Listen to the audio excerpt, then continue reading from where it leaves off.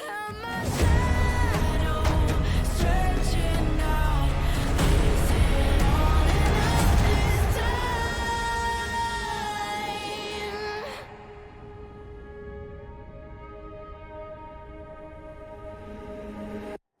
still here.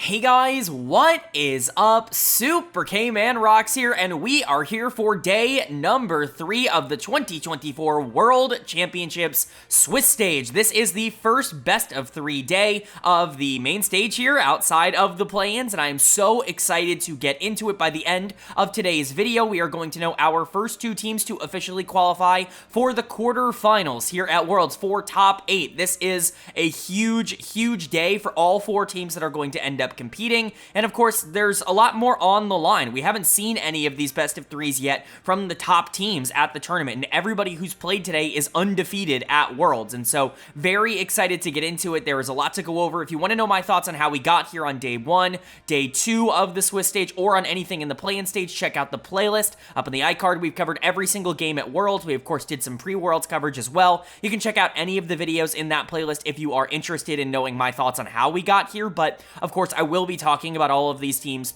pretty much fresh and from the beginning as we talk about them in today's video. You don't need to watch, it's not required viewing to go back and watch my other days, but I definitely think it's worth watching if you're interested in that kind of stuff. But today we are going to be going over the best of 3s to determine who ends up, going 3-0 in the Swiss stage. So without further ado, I don't want to waste you guys' time too much at the beginning. Let's get right into it. If you are new here, what we are going to do is go game by game in both of the series today, talking about the advantages and the disadvantages that each team was able to generate. I'll be giving a player of the game and a dud of the game for each individual game that we cover, and of course, at the end of both series, I will be giving a player of the series to tie everything into a nice, neat little bow. Like I said, we will know our first 2 teams to go into the quarterfinals at a 3-0 undefeated record, and there's definitely going to be a lot to talk about when it comes to that, but at the end of the video, we've got our 1-1 games coming up tomorrow. We're going to be previewing that and also talking about how I think the teams that lost today are going to be doing in a potential 2-1 style best of 3. So definitely a lot to talk about, a lot still to theorize about, but most of today will be spent talking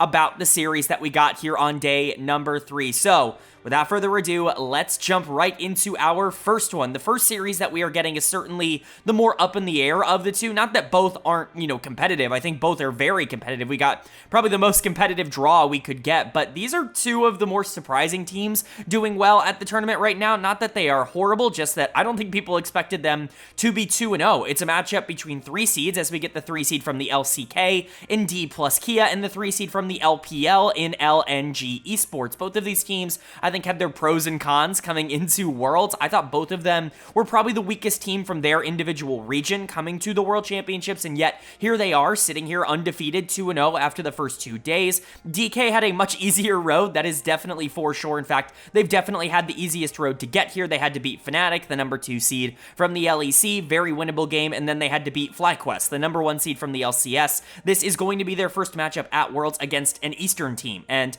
that definitely raises some questions because DK has certainly not looked clean at all throughout the tournament. They've had some really good early games and they've been able to generate some really nice leads, but the problem for DK absolutely still stands in that they are really bad at actually being able to hold on and capitalize on any of those leads, and they throw a lot of games. Their mid game is just so horrendously bad, and I think a lot of it is taking out your primary shot caller in the middle of the year in Kellen. I've talked about that a lot over the course of this year, but I also think having a very inexperienced jungler on this stage is not really doing them any favors. Lucid has never really been this great macro presence for DK. Even in the Challengers League, it wasn't necessarily his strength. He was very good at playing from ahead, but it was always a little bit more contentious when he had to play from neutral. And so when you bring him up to a stage like Worlds, you're going to run into some situations where he's just getting a bit overwhelmed in the mid to late game in terms of pressure out of the jungle position. He can be caught out in bad times, and that can set up some problems for DK. You know, Showmaker can't do everything, but he certainly has tried. Showmaker has had a ridiculously good tournament so far, and I imagine that will continue. He was amazing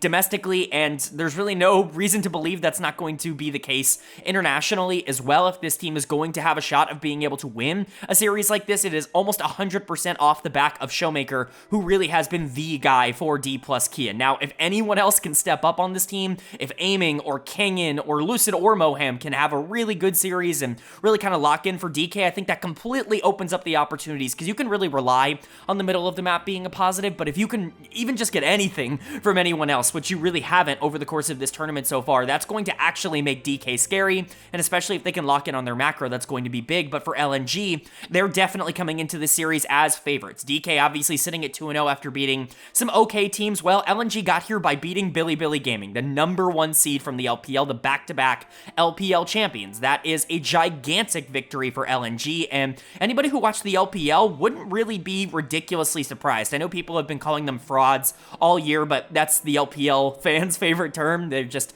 addicted to using it in any situation they possibly can.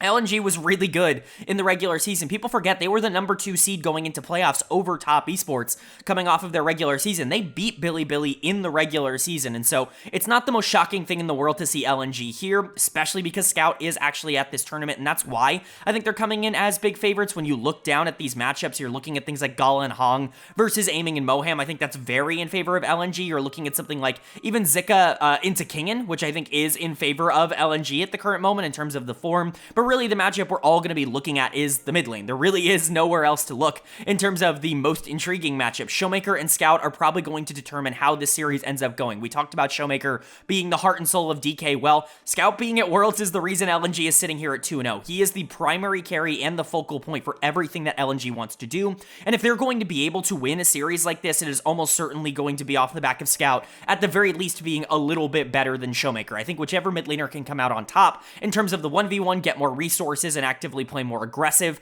in a series like this, they're probably going to be able to win. Now, I can see a world in which Showmaker plays great and even outplays Scout and still loses. I think there is more to do for Showmaker than there is to do for Scout, because I think you have more options on LNG, but I certainly think that, you know, if Showmaker completely pops off and if Scout is not useful at all, LNG has really struggled to play through other members of the team throughout the rest of the year. So it's an intriguing matchup for a couple of reasons, but of course the only way to know how the series ends up going is to go game by game, and that means starting with game #1. So let's get right into it. The winner of game #1 was LNG Esports. They are going to take game #1. They're going to go up 1-0 in this series, and this is kind of almost exactly what I was anticipating and expecting from a series like this. This was an okay game, I would say, from DK overall. They just don't have the firepower, and they're certainly not well-rounded enough to be able to get to the part of the game that they're actually kind of good at, which is like the super late game team fights. I'm talking like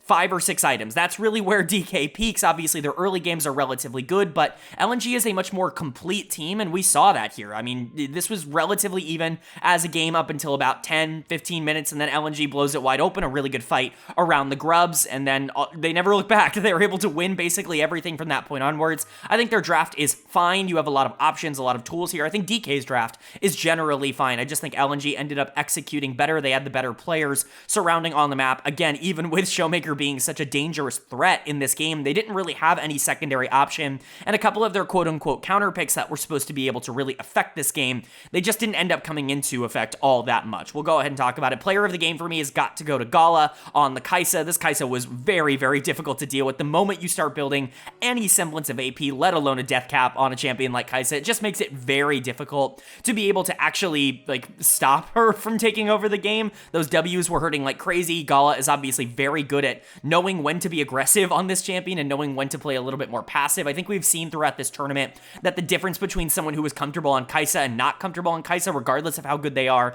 at the AD carry position, is very noticeable, because understanding the intricacies of where that champion needs to position in multiple different, situations and in multiple different team fights, it's very important towards being able to operate her at a high level. And Gala is one of, if not the best Kai'Sa ever in the, it's him and JackeyLove. Like, those are the two that you're fighting over. JackeyLove has the skin, but Gala is widely considered to be the best Kai'Sa ever, and this is a good game to kind of showcase why. Very funny to me to see a lot of other things taken off the board and to see things like Kai'Sa left up, even things like Vi left up, but Gala was excellent. I think Hong obviously deserves a lot of credit for that as well. He completely gapped Moham in terms of his engage ability. There were some whiffed ultimates. I think the scoreline is perhaps a tad bit inflated because the rest of the team was so active on the map all the time, but the ones that did hit, and generally speaking, just his macro presence was really, really good this game, and were really important towards the success of the team. I think the bot lane was definitely what I noticed the most from LNG, but how do you not talk about Scout? Sylas continues to be a pick that is rising in popularity. I think Sylas will continue to be a very nice, red side counter pick. I don't think he is something that you can just pick every game. I know that there are some people that are really high on him. I think he's in a very similar spot to a champion like LeBlanc right now, where if you want him in your specific scenario, I think he can very much work, especially later on in drafts. If you can supplement his lack of super hard team fight damage, if you have something like a Kai'Sa, then, Sylas becomes a lot more attractive because you're not relying on him to be the primary carry in the late game in the same way that you're not relying on LeBlanc, because I just don't think he can do that regardless of how fed he is right now. But if you need a secondary carry to be able to tie things together, and you're looking at Alistair and Olaf and Maokai and, Smolder to a smaller extent, yeah, Sylas becomes a lot more valuable, and I would expect this to be the kind of priority that we see from the champion for the rest of the tournament. Scout played excellent, playing against Showmaker, the player who pulled out Sylas yesterday. Just a good game overall. This champion is very dangerous to play when the team has a lead around him, because he can just be so aggro, and we saw that. Zico was also great in the top lane. We'll get to Kingen in a second, but this Olaf counter pick absolutely did not work. It started to work a tad bit more towards the end of the game. It definitely got a little bit more understandable, but the early laning phase here was a bit of a disaster for the Olaf. Gets picked off in an early gank from Weiwei, which was really good timing, and then the Renekton absolutely obliterates the Olaf in terms of the 1v1 from that point onwards. And so credit to Zika, he's been very good at this tournament, and Weiwei also had very good pathing. I think he's really come into his own as this facilitative jungler. I think getting him away from the style that he was last year on Weibo, and basically that he has been for his whole career, has actually made him a lot more consistent, which is really funny. But overall, nice game from LNG, and an expected game from DK. I hate to say it, but this is just kind of who they are at this point. We know what this team is. They're not shocking anybody in terms of their performances. They are going to stay relatively solid. In the early game, they're going to have moments. Showmaker in particular is going to be someone they can play around and put resources into.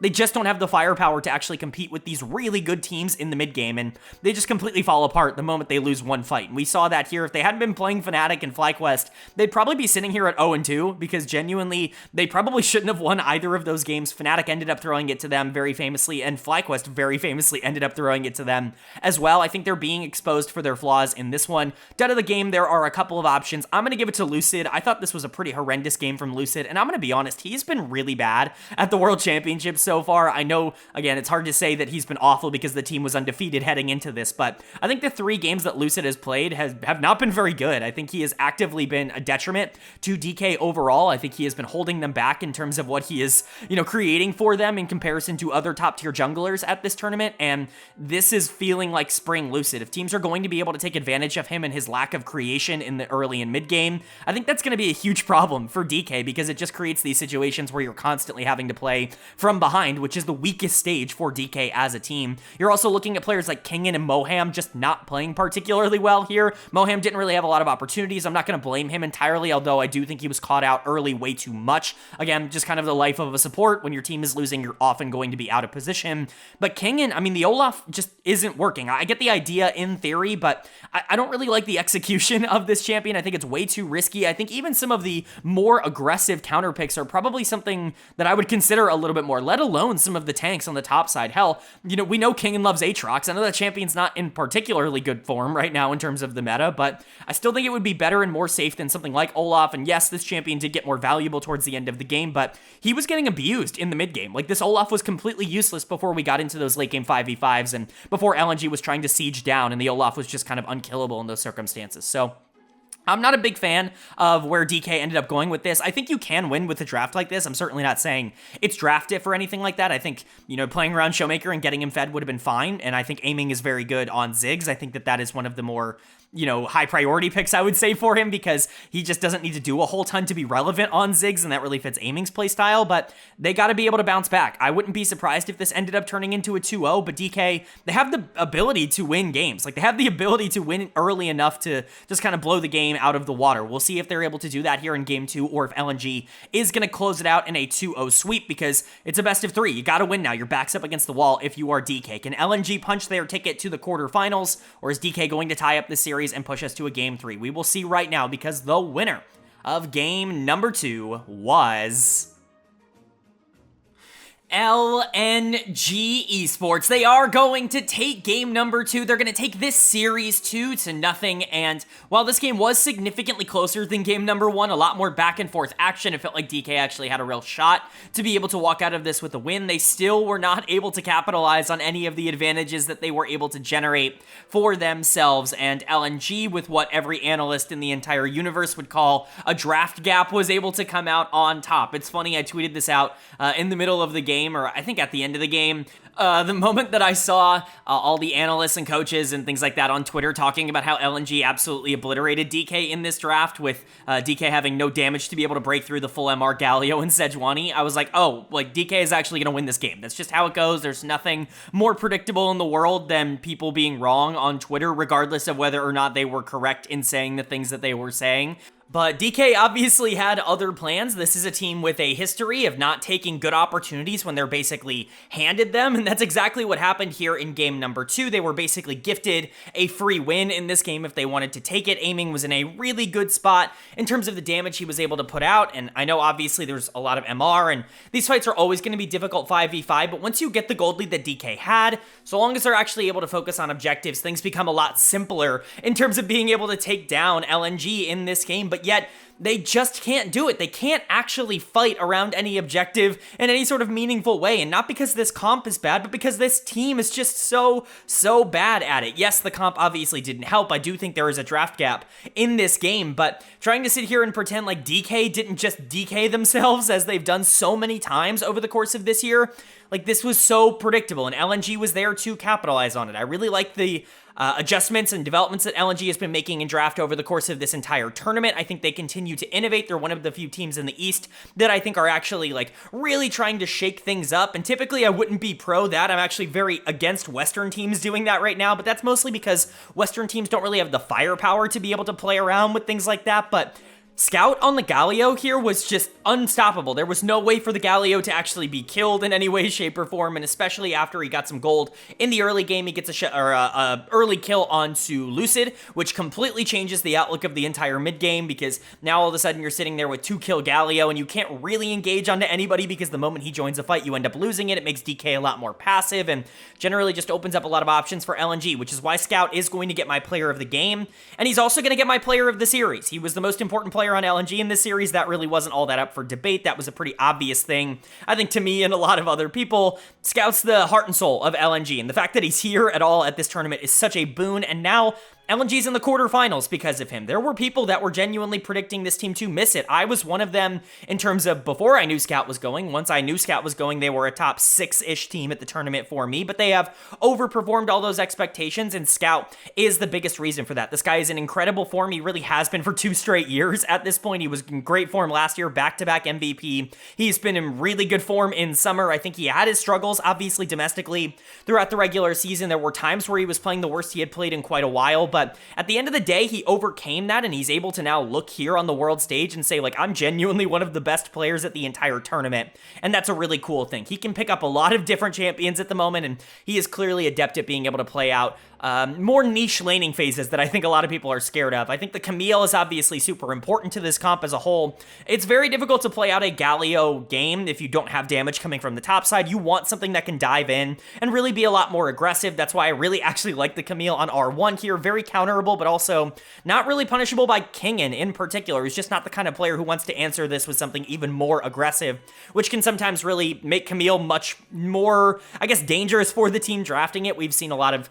situations and scenarios where a team ends up picking Camille and just loses early, and Camille has no impact on the game later on. But as long as you're able to get her gold, and definitely LNG's game plan here was to dive King in over and over again, as long as you were able to get the Camille gold, it was going to be fine. I think Gala, Hong, Weiwei, they were all very good. Gala and Hong, not quite as good as they were in game number 1. The Kai'Sa definitely slightly less effective, but the Rel, very good, even if Hong was a little bit caught out a couple of times. And then Weiwei was excellent throughout the series, definitely better than Showmaker on the, than Lucid, I should say, on the other side of this matchup. Overall, I'm just excited for LNG. This team is performing way better than I anticipated at this tournament, and yes, they were favorites in this series, especially after taking down Bilibili Gaming, but to see them go out and execute and get the 2-0, not drop a single game against DK, it's a really good sign. But for Dplus KIA, you know, this team was overmatched at 2-0. They were probably going to get obliterated by basically anybody that they faced. I don't think any of the other two teams that they could have faced here would have been easier than LNG. This was kind of a dream draw for them, and yet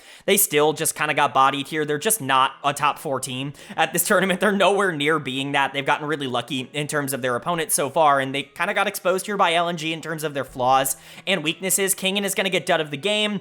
I mean, how do you not, right? Like, this guy got dove over and over again in the early game. He was set back super hard, and he really didn't create anything in the back half of this game. This just was not a good K'Sante performance. We've actually seen this champion perform worse and worse and worse as the year has continued to go along. We're going to continue to monitor that and see if that continues to be a trend. But Moham, also not particularly effective. There were some good ultimates, like knocking Hong out of that final Elder fight. That could have potentially been a big positive for DK. It just didn't end up mattering. They weren't in a good spot. Outside of that, they had no damage. Like I said, I think aiming actually played kind of okay in this game. I think Ziggs is a champion that really fits his playstyle because it gives him such a clear identity for what he should be doing in the early game when he's really not all that good of a player. And then in the late game, he's already such a prolific team fighter that putting him on something like Ziggs that can do a lot of damage is usually a pretty good thing. It allows Showmaker to play something more aggressive. But again, you're drafting double AP carries into a Galio. Like, it's just always going to be a difficult game to play out the longer this goes. And Showmaker just didn't have the impact on the Ahri that I think he wanted. Lucid, it was also fine. Like, again, a couple of aggressive plays that were really good in this game. I think trading his own life for Galas in the early game was actually really smart, and it set DK up into an okay position to be able to try and take advantage of the Kai'Sa, but he looked very dizzy in terms of his pathing and just his general early game tempo outside of that play. And so still a lot he needs to prove to me after what I've considered to be a pretty poor start to this tournament from him. But DK not eliminated by any means. They just moved down to the 2-1 bracket. But for LNG, this is it for them in the Swiss stage. They have now finished it. They're 3-0. They've qualified for the quarterfinals, and they will be in top 8. It'll be interesting to see who they end up facing, but this team has already overperformed so many people's expectations, not in making it out of the Swiss stage, but in just absolutely dominating it. Like, going 3-0, beating Bilibili Gaming, beating an LCK team in Dplus KIA. This is a genuinely good team in LNG that could potentially make semis or hell, even finals and go on their Weibo-esque run because Scout is playing so well right now, and they're certainly not going to be under anybody's radar anymore. But moving on now to our second series here of day number 3, and this is really the one that I think a lot of people were excited about. It is an LCK finals rematch between the number 1 seed from the LCK in Hanwha Live Esports and the number 2 seed from the LCK in Gen.G. Of course, these two teams have been playing against each other all year long. We never really like to see these like inter-region Civil War matchups at Worlds, but this one in particular I think has a lot more significance on the tournament than a lot of others because Gen.G was such an overwhelming favorite going into their own domestic finals. For them to have dropped that series to HLE, this is their chance to get revenge, and obviously there's a lot on the line. The winner of this series ends up going on to quarterfinals. Loser obviously not out or anything like that, but you know, this could solidify who the favorite for the rest of the tournament is, and so definitely both teams are going to want to show up today, and both teams have shown up at this tournament so far. I think both have played really well up until this point. When you're looking at a team like Hanwha Life, they've actually been really dominant, probably just in terms of raw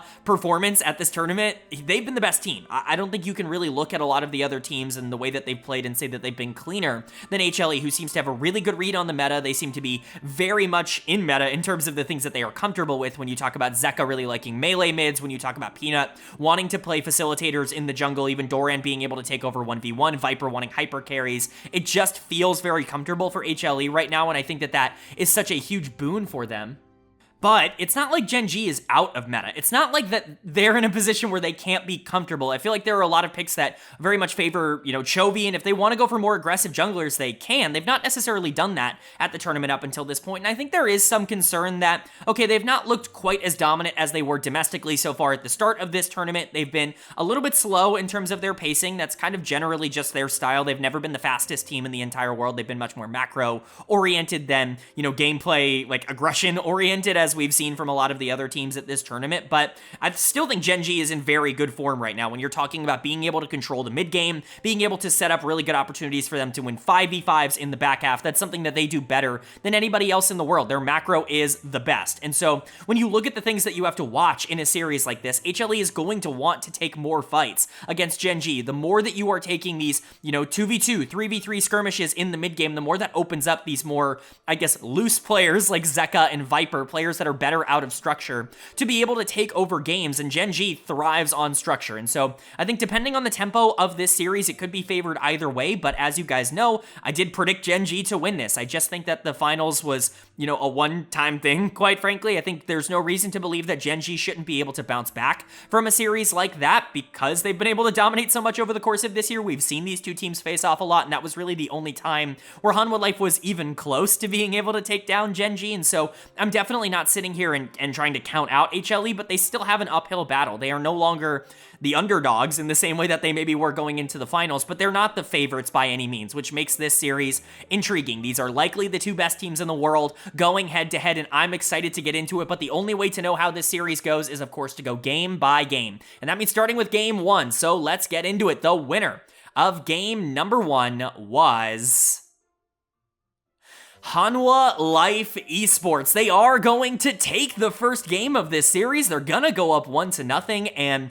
what a game from HLE. This was a very neutral state. This was not some early game, breakout, aggressive performance coming in from HLE. This was a very standard, very LCK style game, and HLE was just able to outplay Gen.G when it mattered the most. Now, they did have a couple advantages. I think having the Yone on their side on B1 definitely helped, but Gen.G happy to make that trade in favor of the Aurora. They wanted to bring that champion in to attempt to make it a little bit easier for them to be able to find those picks in the late game. They paired up with things like the Nocturne and the Ahri to really solidify this pick comp and this dive comp that they want to try to execute on the top side, but I feel like there's a bit of a disconnect. I'm not a huge fan of Varus Renata in terms of drafting this around what Gen.G had as their core at the beginning of this draft, and HLE I think is significantly more cohesive in terms of the draft they end up getting. Obviously, Yone just does so much, and pairing it with Sejuani makes it very difficult to punish him really in any way, and obviously makes the early game better as well, but things like Kai'Sa Rell are also just so free in the back half of the game. It opens up opportunities to win 4v4s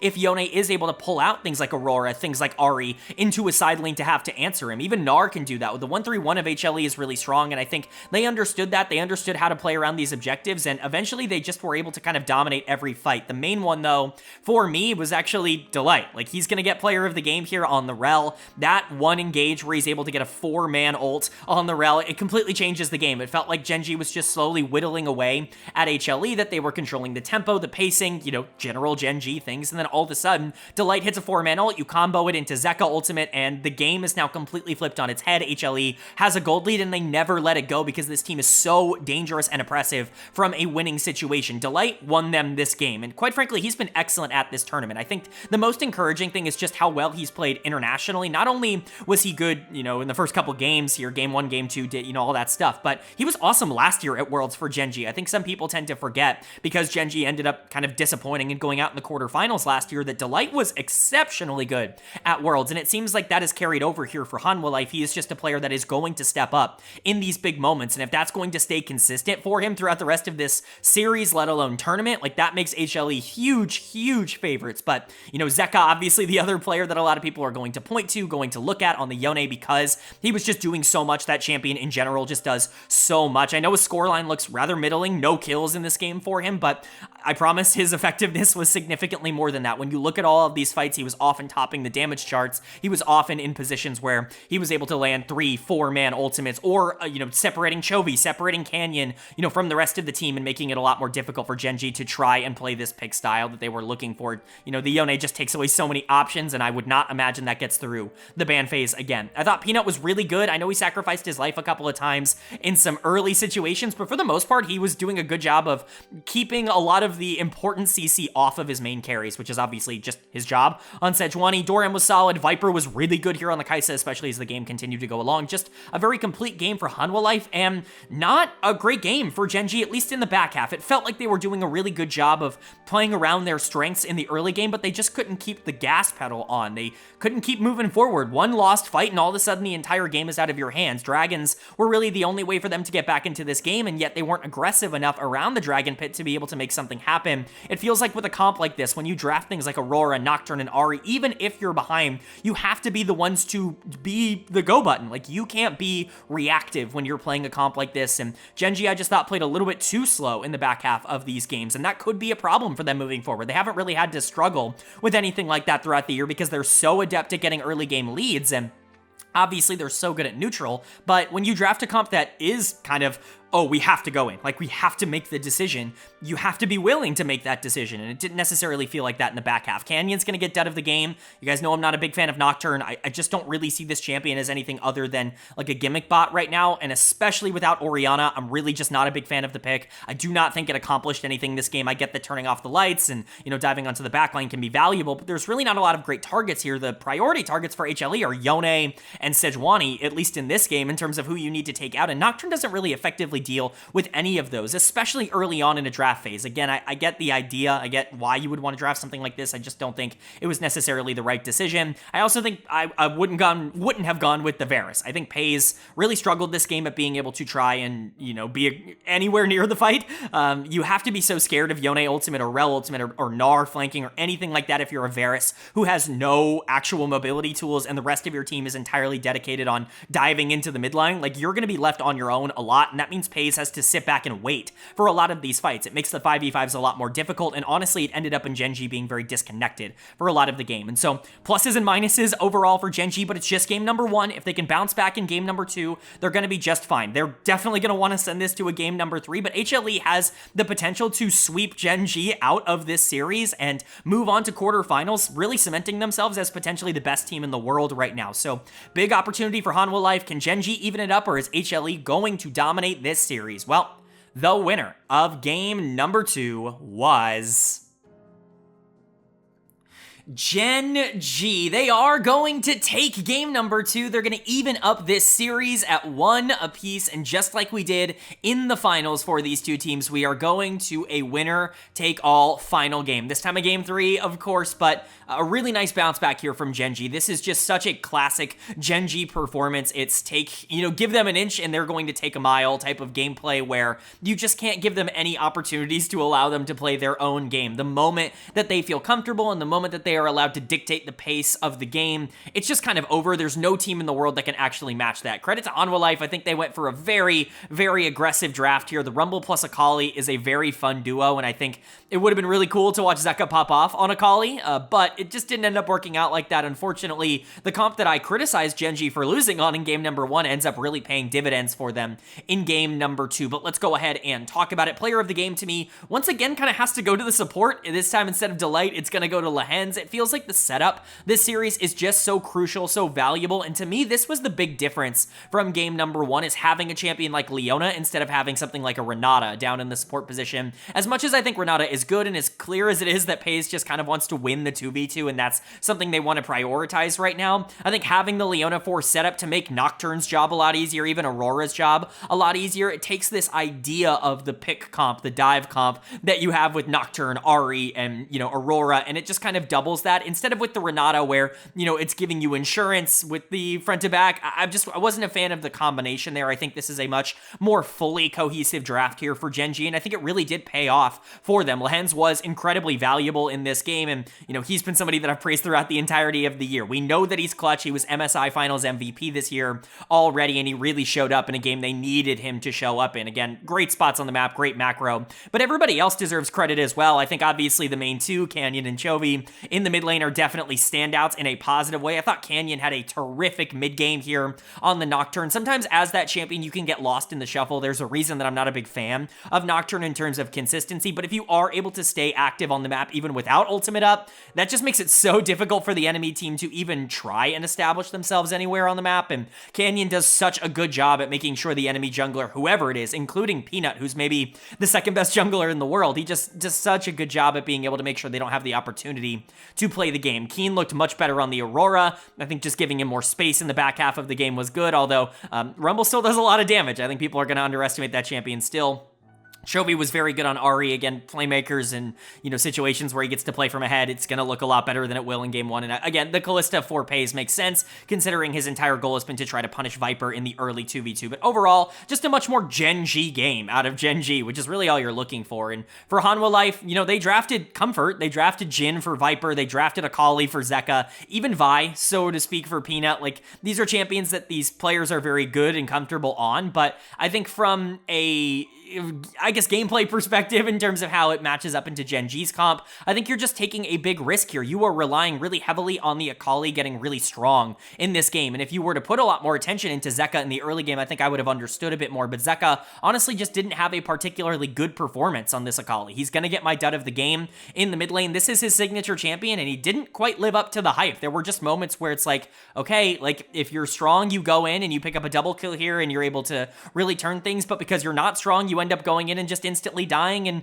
now it's a 4v5. Like, you just can't really do anything. That's the problem with assassins in the current meta. I still really like them individually as picks, but when they're not good, when they're not rolling, when you're not winning on them early, it becomes nearly impossible to be able to stay consistent with that. So Zeka really not offering a whole ton. I also think Peanut really struggled here. A lot of that was Canyon just playing really well. Like I said in the mid game, just strangling out a lot of the resources that Vi typically would have. Vi generally as a champion is another one of these snowball types of champs that I talk about a lot. I say this for Vi and Jarvan and champs that are, bruisers. If they're not fed, if they don't have gold, if they don't have resources in the early game, in the late game, they just end up being champions that go in immediately to die. And that's kind of the problem, right? Is you kind of have to win early with a champ like Vi, and especially once Akali loses pressure in the middle of the map, once Nocturne starts to get rolling, it's just basically impossible for Peanut to be able to play out the rest of this game. Doran, Viper, Delight, they were along for the ride. Viper was pretty strong for basically all of this game on the Jhin. He's just so good at this champ, and this is the most consistent AD carry in the game right now. It was really good to see Viper performing well, but again, not enough to be able to push them to a victory. But now we are tied up at 1 apiece. It is going to a game 3. This is winner take all. The winner moves on to the quarterfinals to join LNG as the second team to qualify. The loser, obviously not out, but does still have to earn their place. We have seen teams in the Swiss stage go 2-0 to start off their world's journey and not make the quarterfinals. So you have to stay locked in. You have to keep your foot on the gas, but only one of these teams can move on. Will it be HLE repeating their performance in that final game from the Summer Split Finals, or will Gen.G get their revenge for that on HLE in this game 3? Well, the winner of game number 3 was Gen.G. They are going to take game number 3. They're going to take this series 2-1, and they will exact their revenge for the LCK Summer Finals. They will pick up their victory over Hanwha Life Esports, and they will be the second team to officially qualify for the quarterfinals of the World Championships. I think the only thing that I feel even emboldened more by coming off of this series is that these are probably the 2 best teams in the world. At the current moment, I think both of them played really well, but Gen.G is just a cut above everyone else when they are playing their style, when they are comfortable, and when they are allowed to execute. This was an absolute masterclass from them, a huge curveball in draft, pulling out the R5 Twitch for Pays. The first time that we've seen Twitch, I believe, this year. I mean, I don't remember. I've covered all of the major region games, but if there's been another Twitch, I'm sure you'll let me know down in the comments, but certainly at the very least could only be the second or the third time we've seen that champion for the entirety of the year, and man, did it really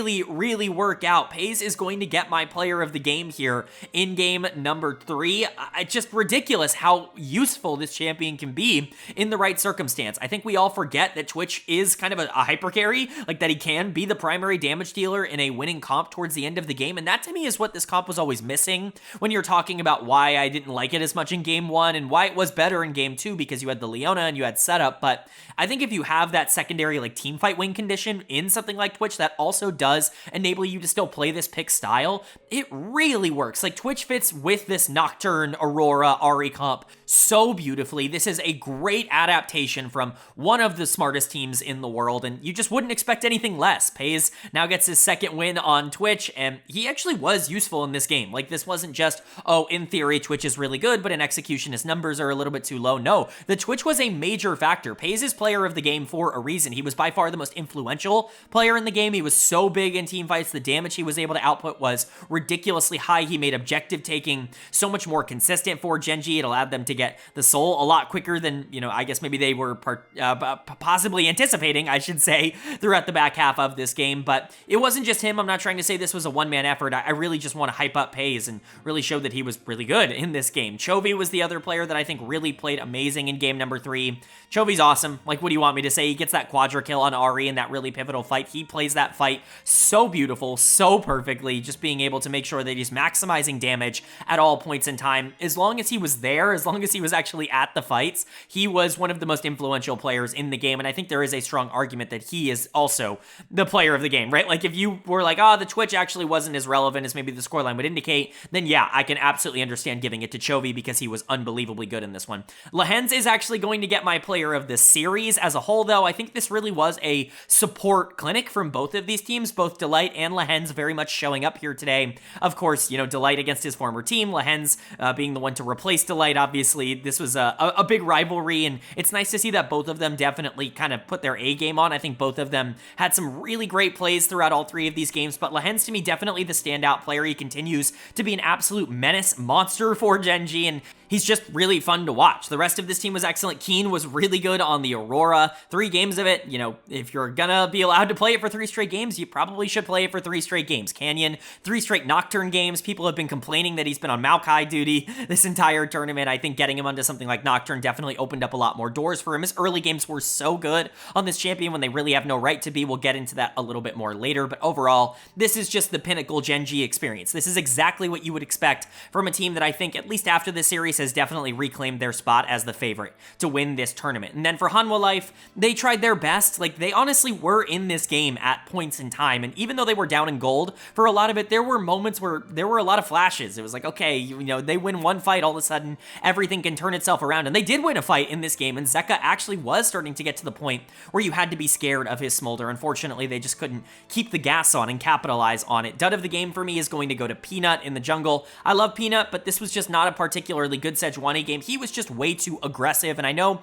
that feels like the wrong thing to say. Typically, aggression is something I praise a lot on this channel, but boy, was he willing to throw out those Sejuani ultimates to try and start fights over and over again. I think if he had held some of those for, you know, actual Gen.G engages, potentially try to land them instead of being on the Nocturne and on the Leona, potentially try to land them on the Aurora or something like that, try to catch her out. I think that actually would have been more valuable for the team in the long run, but at the end of the day, it just didn't end up happening. I also think Peanut's early games were just a little bit weaker than maybe you would want, especially here in game number 3. Something to continue to monitor. I don't think he played bad at all. I actually think he was really good in some of these team fights, but everybody in this game was actually pretty good. Doran had a couple of really questionable plays, but some amazing ones as well. That big team fight that they ended up winning in Topside River was because of Doran being able to get that pick onto Pays, and so certainly don't want to give him dud of the game. Zeka was their win condition. Viper got some pretty crucial snipes, and even if the Varus pick is something that I really disagree with right now, you know, I think he was generally fine. It's funny because I've been a big Jhin defender over the course of this year. I think Varus is my Jhin, where I just don't really think that he's nearly as strong as a lot of the pros seem to think. I just don't really see how he fits in the meta nearly as comfortably as a lot of other AD carries, but just my take. We had a lot of ADCs banned out this game, so I can understand Varus kind of rising in popularity because of that, but Delight, still really good. I mean, some of these hostile takeovers were genuinely excellent. There's just only so much you can do on the Renata. Overall, I think both teams come out of this series feeling good. Like, obviously, Hanwha Life feeling bad that they lost, but they put up a really good fight against probably the best team in the world right now, and I certainly think they have enough to build upon. Like, there was an absolute real scenario where this goes a different way, where HLE is walking out of this series with another win, and to even be in that conversation against Gen.G, I think is a really good sign that the finals was not just a fluke, but Gen.G definitely showing that they are still the favorites, that regardless of whether or not they're coming into this tournament as the #1 seed from the LCK, that you have to consider them the most dangerous team in Berlin, in Europe right now, at the entire tournament. And once again, I think no matter what they end up drafting, I think they can definitely pull it off with their style. All right, but that is going to do it for my Worlds 2024 day number 3 overview and analysis video here in the Swiss stage. Our first 2 best of 3s are out of the way. Our first 2 teams that have officially qualified out of the Swiss stage and into the quarterfinals have been determined. LNG Esports and Gen.G are going to be the first 2 represented in the top 8, going undefeated here in the main stage, in the Swiss stage. LNG actually going undefeated, going 4-0 in their 4 games. Gen.G, of course, dropping game 1 to HLE, but I'm sure they're not too concerned about that, being able to pick up the series win. Hanwha Life and DK are not eliminated. They will be in the 2-1 stage in the next round of this, but obviously no draw yet because we don't know who's going to be joining them in that 2-1 stage, because tomorrow is the 1-1 games. We're going back to best of 1s for the 1-1 stage. Remember, only if you see a number 2 in the record do we get those best of 3s, and that means we get 4 fun best of 1s tomorrow. I'm excited to talk about them. Let's go ahead and preview them real quick. The big one is at the top here. Billy Gaming taking on T1. The fact that one of these teams is going to be sitting at 1 and 2 by the end of tomorrow is definitely surprising, but unfortunately, I feel pretty confident that that's going to be T1 sitting at 1 and 2. Billy should be the better of these 2 teams. That being said, BLG looked very out of sorts in their loss to LNG. It was very strange. They missed a ban. They just didn't feel like they were connected on the Rift. Their macro was actually really bad. I don't know what's going on with them. As long as they're not whatever they were against LNG, I think that they absolutely should be the better team against T1. I don't think that that game would be particularly close outside of that, but who knows? T1 is ramping up, and maybe this is the series, or the game, I should say, in which they start to activate that Worlds buff that we kind of expected them to have. They have been playing better at this tournament than they were domestically. And then you've got another really fun one. Not that all of these aren't fun, but PSG Talon taking on FlyQuest. These are probably the 2 weakest teams in the 1-1 bracket. Another brilliant draw here for FlyQuest, about as good as it could possibly get. In fact, as good as it could possibly get. They've gotten the best case scenario in all 3 rounds so far, playing GAM, playing Dplus KIA, who is the weakest of the 1-0 teams, and then now getting to draw PSG. It feels like a miracle run for FlyQuest, and I think because of that, they're going to be sitting at 2-1. I would imagine that they are going to be better than PSG, and I imagine they will get their revenge from MSI earlier this year, where PSG was able to take them out in a best of 3, but who knows? PSG is a good team, and FlyQuest is certainly not unbeatable. We saw them completely fall apart against Dplus KIA. Perhaps PSG could be able to take advantage of that now that they are playing better, but FlyQuest absolutely are the favorites going into that game. You've got Top Esports taking on Fnatic, another really interesting one. I've got Top Esports pretty heavily favored here. I think this is probably the least close of the games here in the 1-1 side. I just don't really have that much faith in Fnatic as a team. I think they're fine, but I don't think that they're great, and Top Esports so far at this tournament has looked like one of the best teams in the world. They beat T1 in a game where both of them were playing really well, and they just barely lost to Gen.G, but put up a really good fight. This is not some sort of pushover team. They've had a really hard road, and Fnatic is going to be their easiest game by far that they've played at the tournament. I imagine they will get the job done. And then for Weibo Gaming taking on G2, this is another very fun matchup. I think these 2 teams are very even in terms of skill. I honestly think it's just whoever shows up on the day. This is by far the closest game. I would say the closest to being 50-50 in terms of who I'm going to predict, but honestly, in terms of form, I gotta go with G2. G2's just in better form right now than Weibo Gaming, even if I think Weibo is more talented across the board. Now, if Light can really pop off and take advantage of Hansama, which I certainly think is a possibility, then Weibo is going to win the game. Like, if Light is excellent and has a really good showing, then Weibo will likely win it, but G2, if they can play through Caps, he's looked excellent at this tournament so far, and you might have the best player on the Rift. So, you know, we'll see what ends up happening. I'm excited either way, but